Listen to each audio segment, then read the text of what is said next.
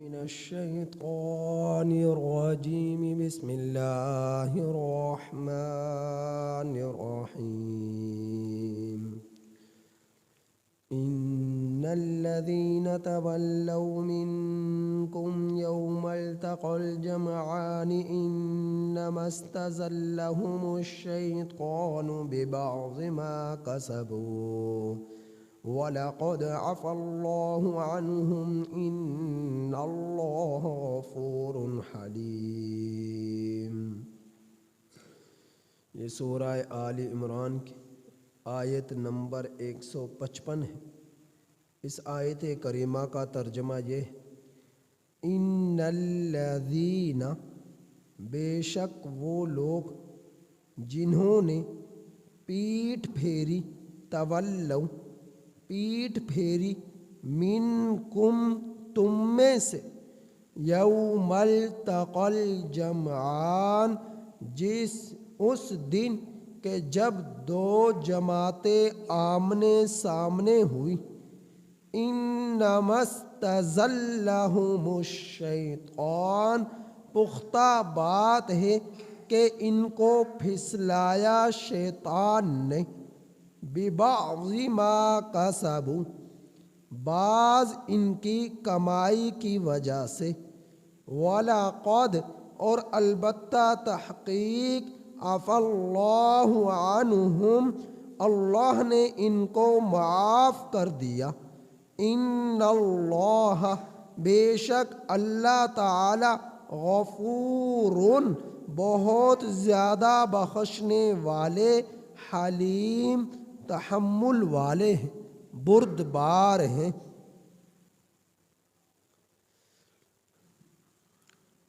آپ سنتے چلے آ رہے ہیں غزوہ احد کے بارے میں۔ یہ آیت کریمہ بھی غزوہ احد سے متعلقہ ہے۔ غزوہ احد میں ایسی صورتحال پیش آ چکی تھی، تشویشناک،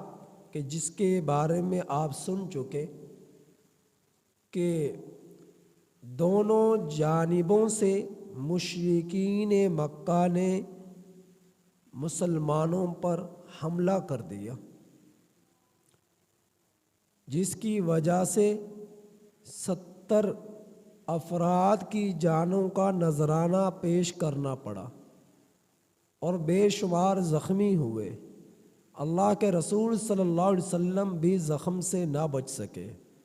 تکلیف سے نہ بچ سکے۔ تو حالت یہ ہو گئی، کیفیت یہ بن گئی کہ میدان میں سوائے 10-12 افراد کے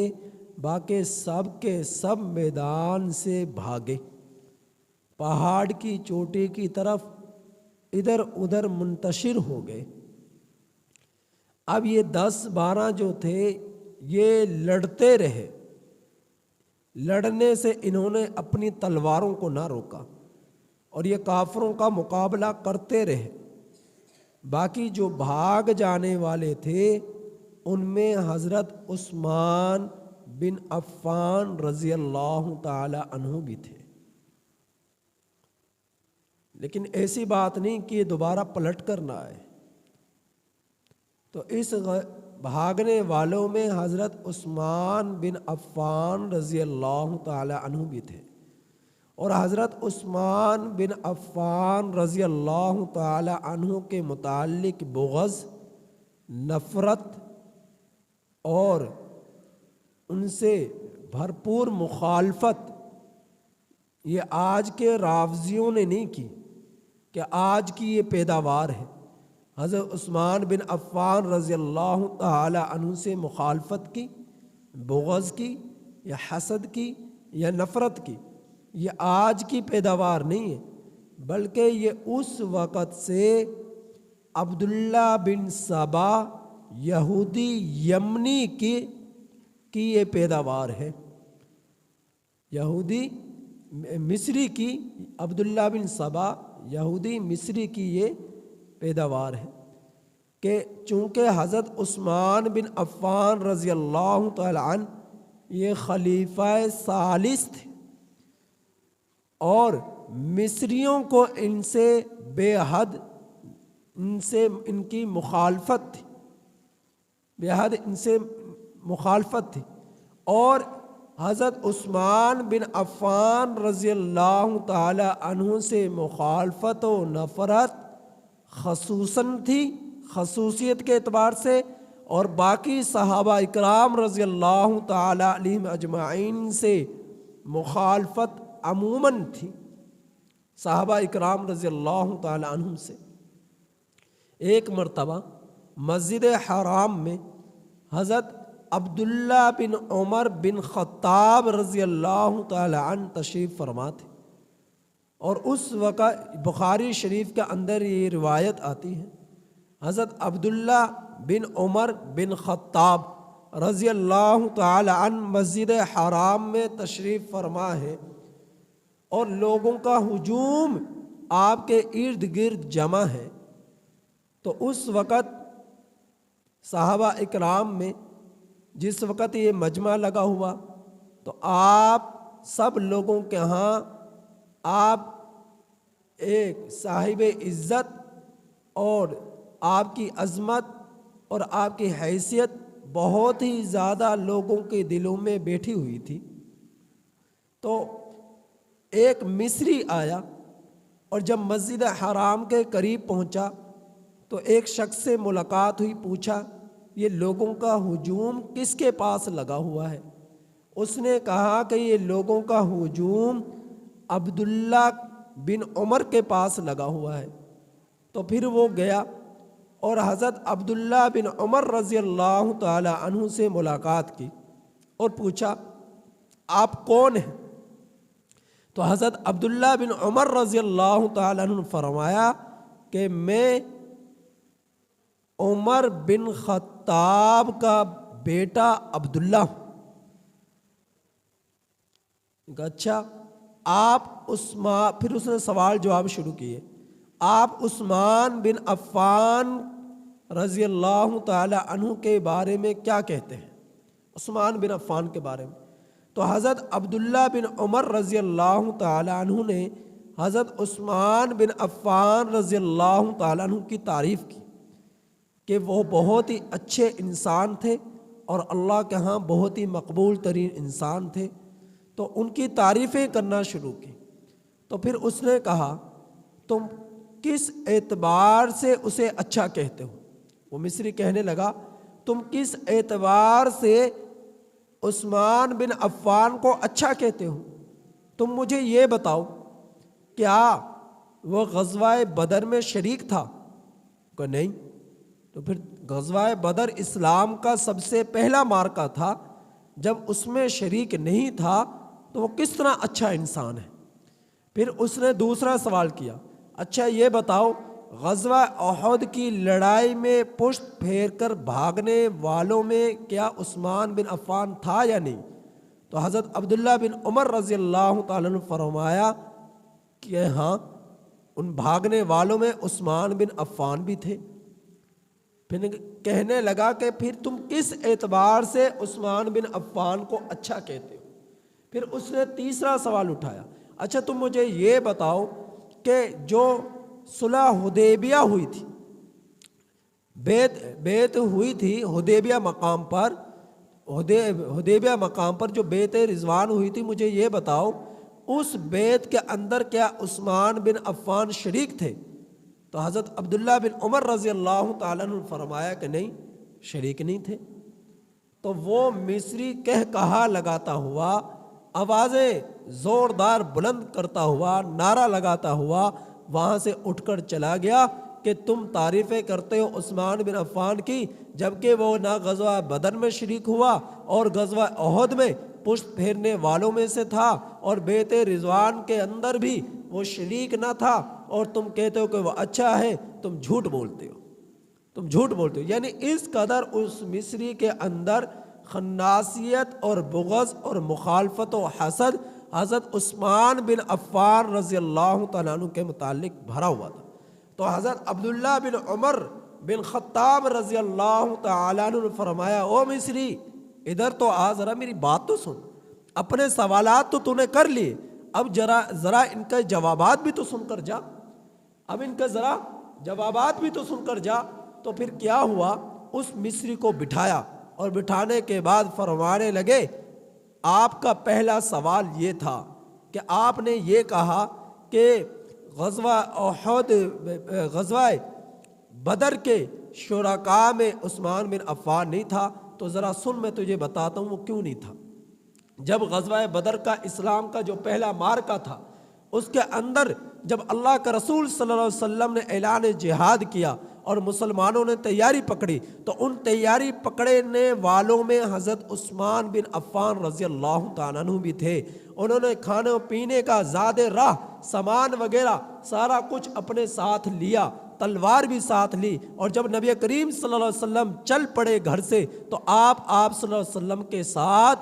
قدم پر قدم ملائے چلنے لگے۔ تو اللہ کا رسول صلی اللہ علیہ وسلم نے فرمایا اے عثمان کہاں کا ارادہ ہے؟ تو فرمانے لگے اے اللہ کا رسول صلی اللہ علیہ وسلم جہاد کا ارادہ ہے، غزوہ بدر کا ارادہ ہے۔ نبی کریم صلی اللہ علیہ وسلم نے فرمایا عثمان تو جانتا بھی ہے تیرے نکاح میں میری بیٹی رقیہ ہے، تیرے نکاح میں میری بیٹی رقیہ ہے، اور اس رقیہ کا تیرے پیچھے خیال کون کرے گا؟ چونکہ حضرت عثمان بن عفان رضی اللہ تعالیٰ عنہ کے گھر کے اندر نہ کوئی بچہ تھا، نہ کوئی جوان تھا، نہ کوئی بوڑھا تھا، جو پیچھے سے حضرت رقیہ رضی اللہ تعالیٰ عنہ کا خیال کرتا۔ اور حضرت رقیہ رضی اللہ تعالیٰ عنہ کی حالت یہ تھی کہ وہ انتہائی زیادہ علیل تھی، بیمار تھی، اتنی طاقت نہ تھی، صحت نہ تھی کہ گھر کے کام کاج معاملات کو وہ کر سکتی۔ تو اللہ کا رسول صلی اللہ علیہ وسلم نے فرمایا عثمان تیرے پیچھے میری بیٹی رقیہ کا خیال کون کرے گا؟ تو حضرت عثمان بن عفان رضی اللہ تعالیٰ عنہ نے فرمایا اے اللہ کا رسول صلی اللہ علیہ وسلم میں نے محلے کی عورتوں کو، پڑوسن عورتوں کو، خواتین کو کہہ دیا، اور وہ کہہ رہی تھی آپ بے فکر رہے، پیچھے سے ہم ان کا خیال کریں گے، ان کی خدمت کریں گے، دیکھ بھال کریں گے۔ تو اللہ کا رسول صلی اللہ علیہ وسلم نے فرمایا عثمان چلو میں مان لیتا ہوں دن بھر تو عورتیں ان کے پاس رہ کر ان کی خدمت کر سکتی ہیں، لیکن رات کے وقت ظاہر ہے ان خواتین کے بھی بچے ہیں، فیملی ہے، اہل و عیال ہے، تو انہوں نے رات کے وقت اپنے گھر چلے جانا ہے۔ تو رات کے وقت رقیہ کے پاس کون رہے گا؟ میری بیٹی رقیہ کے پاس کون رہے گا؟ کون ان کا خیال کرے گا؟ تو حضرت عثمان بن عفان رضی اللہ تعالیٰ عنہ فرمانے لگے اے اللہ کے رسول صلی اللہ علیہ وسلم یہ اسلام کا سب سے پہلا معرکہ ہے اور پہلا یہ غزوہ ہے، تو اس سے میں محروم ہو جاؤں گا۔ تو اللہ کا رسول صلی اللہ علیہ وسلم نے ارشاد فرمایا عثمان اگرچہ تو غزوہ بدر میں شریک نہیں ہوگا لیکن تیری شرکت شمار کی جائے گی، اور مال غنیمت جب لوگوں میں تقسیم کیا جائے گا تو جتنا لوگوں میں تقسیم ہوگا تجھے بھی اتنا ہی مال غنیمت ملے گا۔ مال غنیمت کا اتنا ہی حصہ جتنا لوگوں کے حصوں میں آئے گا تیرے حصے میں بھی آئے گا، جتنا جو مقام اور مرتبہ شرکاء بدر کو ملے گا وہی مقام، وہی مرتبہ، وہی درجہ اے عثمان تجھے بھی ملے گا۔ لہذا تو گھر کے اندر رہ، تیرا گھر کے اندر رہنا بھی یوں سمجھا جائے گا گویا کہ تو نے غزوہ بدر کے اندر شرکت کی ہے، اور تجھے وہی اجر ملے گا، وہی ثواب ملے گا۔ تو حضرت عثمان بن عفان رضی اللہ تعالی عنہ غزوہ بدر سے محروم رہے، لیکن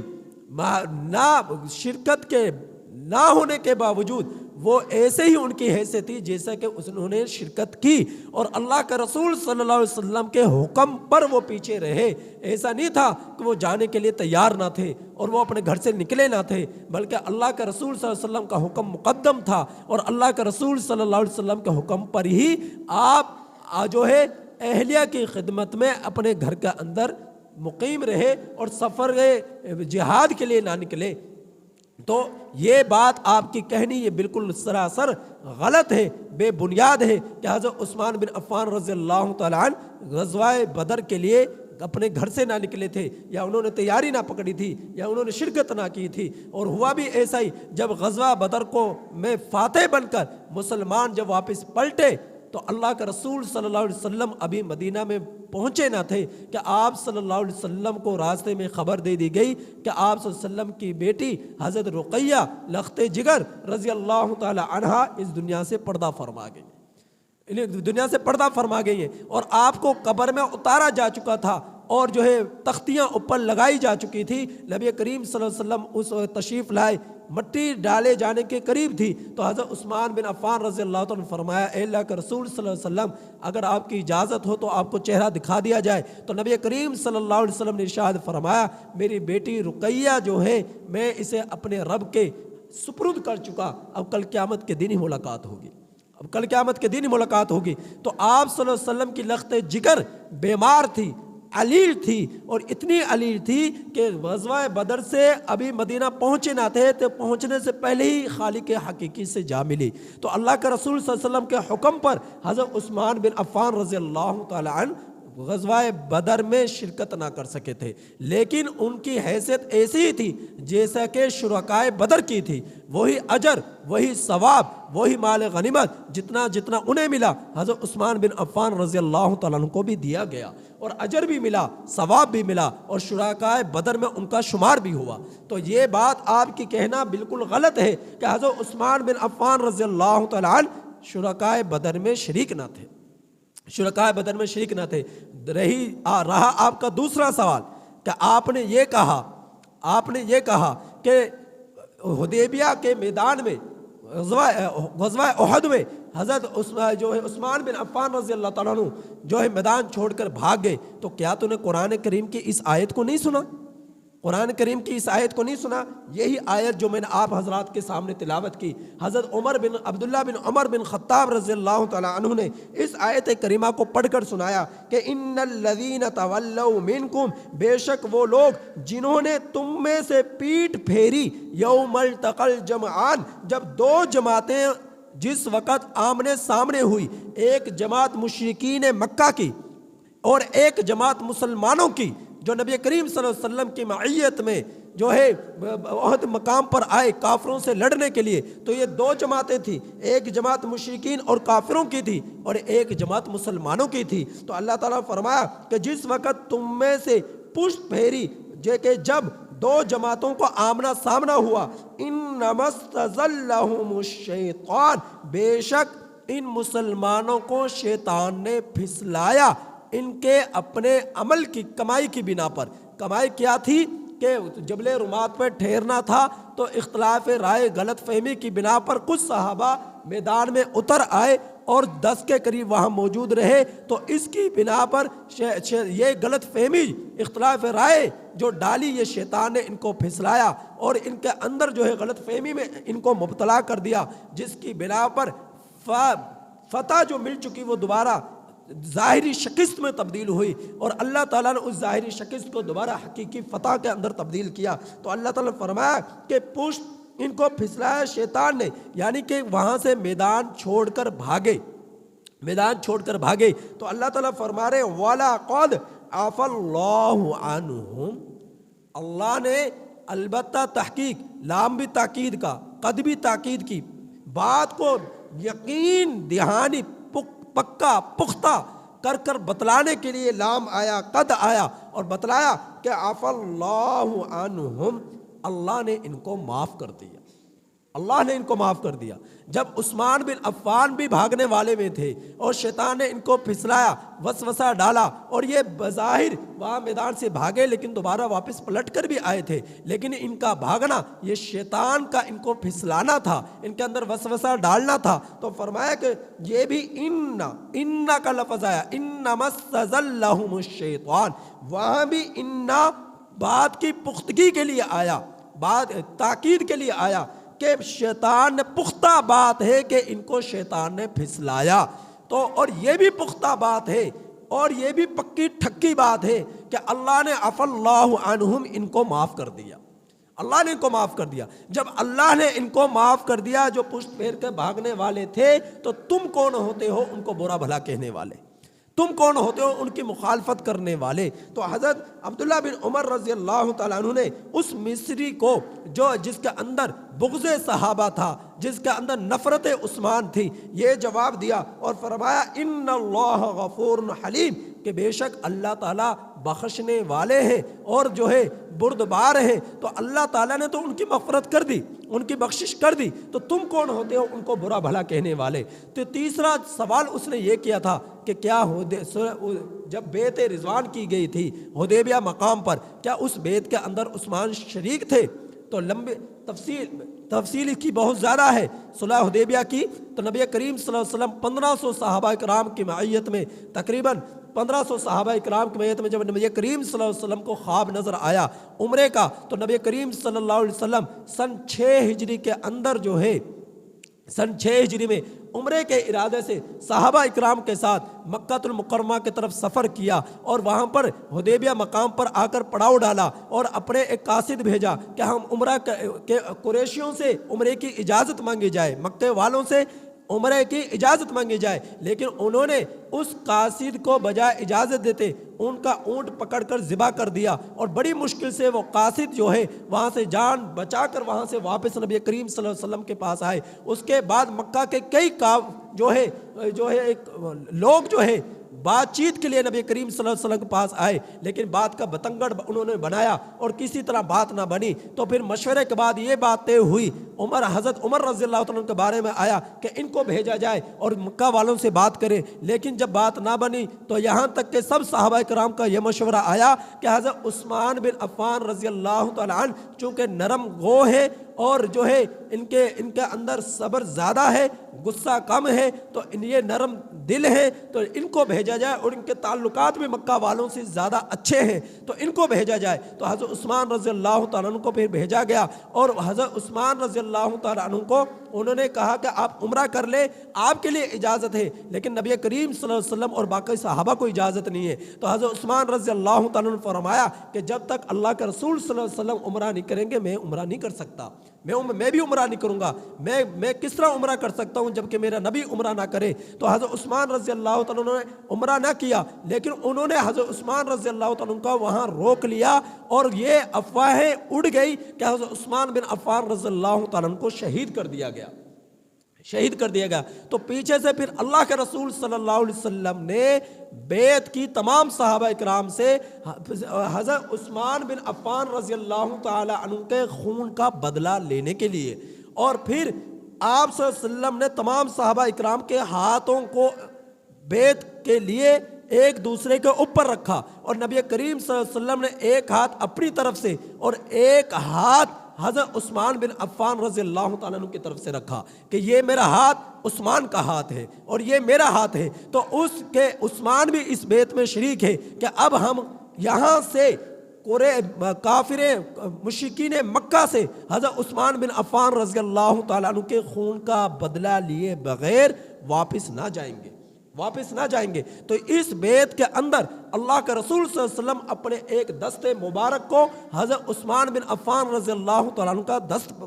فرما رہے کہ میں یہ ایک ہاتھ میرا ہاتھ نہیں بلکہ عثمان کا ہاتھ ہے، وہ بھی اس بیعت میں شریک ہے۔ اور پھر یہ بیعت لی کس کے لیے جا رہی ہے؟ حضرت عثمان بن عفان رضی اللہ تعالیٰ عنہ کے لیے۔ اور حضرت عثمان بن عفان رضی اللہ تعالیٰ عنہ اس وقت کہاں تھے؟ نبی کریم صلی اللہ علیہ وسلم کے حکم سے مکہ والوں کے پاس گئے تھے اجازت عمرہ لینے کے لیے۔ تو آپ صلی اللہ علیہ وسلم نے وہاں اب بیک وقت ایک ہی جگہ پر عثمان بن عفان رضی اللہ عنہ کس طرح ہو سکتے تھے؟ وہ تو اللہ کے حکم سے مکہ کے اندر گئے تھے، اور وہاں پر وہ ان کے عدم موجودگی کے باوجود اللہ کے رسول صلی اللہ علیہ وسلم اپنا ہاتھ ان کا ہاتھ فرما رہے کہ یہ میرا ہاتھ نہیں بلکہ عثمان کا ہاتھ ہے، اور وہ بھی اس بیعت کے اندر شریک ہے جس کے اندر ہم جو ہے یہ معاہدہ کر رہے ہیں کہ مکہ والوں سے خون کا بدلہ لیے بغیر یہاں سے واپس نہیں جائیں گے۔ تو اے بدبخت، اے مصری، تو کس طرح کہتا ہے کہ حضرت عثمان بن عفان رضی اللہ تعالیٰ عنہ حدیبیہ مقام پر بیعت کے اندر شریک نہ تھے؟ تو اپنے اس بات کے اندر بھی جھوٹا ہے۔ تو یہ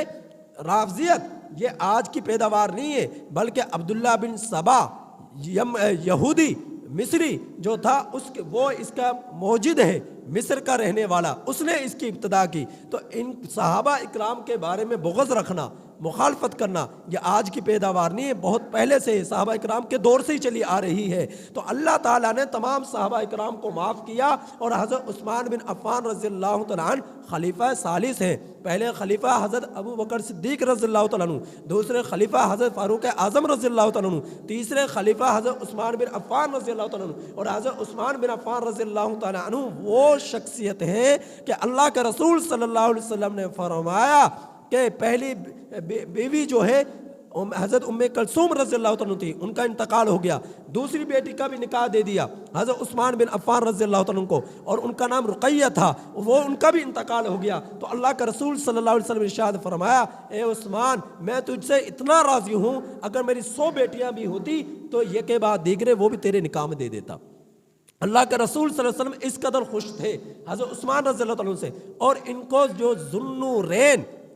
عفان تو ان کے والد کا نام تھا، ذوالنورین کا جو لقب ملا وہ اسی وجہ سے ملا کہ 2 نوروں والے، کہ اللہ کے رسول صلی اللہ علیہ وسلم کی 2 بیٹیاں ان کے نکاح میں تھی، اس وجہ سے ان کو ذوالنورین کہا جاتا ہے، اس وجہ سے ان کو ذوالنورین کہا جاتا ہے۔ تو حضرت عثمان رضی اللہ تعالیٰ عنہ کو اللہ تعالیٰ نے بڑا ہی مقام اور مرتبہ دیا۔ تمام صحابہ اکرام ہمارے لیے قابل عزت ہے، قابل احترام ہے، اور ہمارے ایمان کا حصہ ہے۔ صحابہ اکرام سے بغض رکھنا، نفرت کرنا ہمارے ایمان کی کمزوری ہے اور ایمان کا ادھورا پن ہے، ناقص ایمان ہے۔ صحابہ اکرام کی محبت کے بغیر، صحابہ اکرام سے تعلق کے بغیر، صحابہ اکرام رضی اللہ تعالیٰ علیہ اجمعین سے الفت کے بغیر ہمارا ایمان کامل ہو ہی نہیں سکتا۔ لہذا صحابہ اکرام کی کسی بھی طرح کی غلطی کو نفرت کے انداز میں نہ پیش کیا جائے، کمزوری کو نفرت کے انداز میں پیش نہ کیا جائے۔ ان کے کسی بھی طرح کی ان سے بھول چوک، انسان تھے، کوئی گناہ بھی ہوئے تو لیکن ان کی توبہ ایسی ہوئی کہ پوری امت پر توبہ تقسیم کر دی جائے تو اللہ تعالیٰ پوری امت کی مغفرت کر دے۔ وہ ایسے صحابہ کرام تھے، اور ان کے بارے میں اللہ تعالیٰ اعلان رضات کر دیا کہ رضی اللہ عنہم ورضوا عنہ، اللہ ان سے راضی اور وہ اللہ سے راضی۔ اب جن سے اللہ راضی ہو چکا ہو، میں اور آپ کون ہوتے ہیں ان کے بارے میں نکتہ چینیاں نکالنا، ان کے بارے میں ان کی کمزوریوں کو پیش کرنا، ان سے نفرت کرنا؟ تو میں اور آپ کون ہوتے ہیں؟ تو اللہ رب العزت نے جن کسے قرآن مجید میں جگہ جگہ جن کے رضات کا اعلان کر دیا، معافی کا اعلان کر دیا، تو اب مجھے اور آپ کو، امت کے لوگوں کو، کسی کو یہ حق نہیں پہنچتا کہ ان کے بارے میں کوئی برا سوچے، ان کے بارے میں کوئی برا بھلا کہے۔ تو اللہ رب العزت نے اس آیت کریمہ میں شرکائے احد جو پشت پہننے والے تھے مسلمان، بظاہر وہاں سے میدان سے بھاگنے والے تھے، لیکن زور دوبارہ پلٹے تو گھمسان کی دوبارہ سے تازہ دم ہو کر لڑائی کی، اور کافر جو ہے دم دبا کر میدان سے بھاگے تو وہ انہوں نے میدان چھوڑا تھا، لیکن ہمیشہ کے لیے نہیں چھوڑا، آخر تک نہیں چھوڑا، تھوڑی دیر کے لیے گئے اور دوبارہ واپس آ گئے، پلٹ کر وار کیا کافروں پر۔ تو اللہ تعالیٰ اسی کے بارے میں اس آیت کریمہ میں بیان فرمایا، جس میں صحابہ اکرام کی معافی کا اعلان ہے۔ ان کی غلطی لغزش جو ان سے ہوئی، بھول جو ان سے ہوئی، شیطان نے جو انہیں پھسلایا، اللہ تعالیٰ ان سے برات اور معافی کا اعلان کیا کہ اللہ نے انہیں معاف کر دیا، اور اللہ تعالیٰ بخشنے والے ہیں، مہربان ہیں۔ اللہ تعالیٰ سے دعا ہے کہ اللہ تعالیٰ ہم سب کے دلوں میں الفت رسول اور الفت صحابہ رضی اللہ تعالیٰ عنہم اجمعین عطا فرمائے۔